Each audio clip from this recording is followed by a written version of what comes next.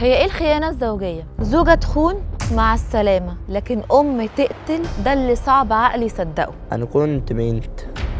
في ظواهر موجودة في المجتمعات العربية، من ضمن الظواهر دي زنا المحارم. بعد الجواز بشهرين بالظبط او ب3 شهور كان والده توفى، فاخته بدات تيجي تعيش معانا. من هنا بقى بدات اكتشف ان في حاجات مختلفه. في علاقة بين الأخ والأخت. اللي تبيع نفسها سهل عليها تبيع أي حاجة حتى لو كانوا أولادها. تعذيب أدى إلى القتل، وخديجة تعذيب شروع في قتل.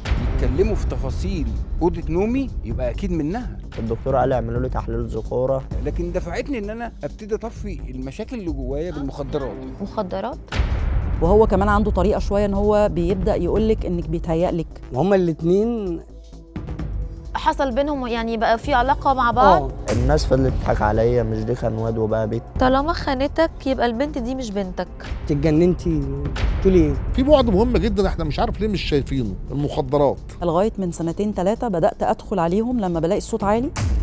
لحد ما رحت عشان اشوف بنتي في الثلاجه في المستشفى، ما كنتش متوقع ان امها تعمل كده. خرجت من تالتة إعدادي عشان التنمر وكده. ما هو عاقبني ان هو خد الولاد وخد حاجتي وغير كالون الشقه. أنا ما خنتش.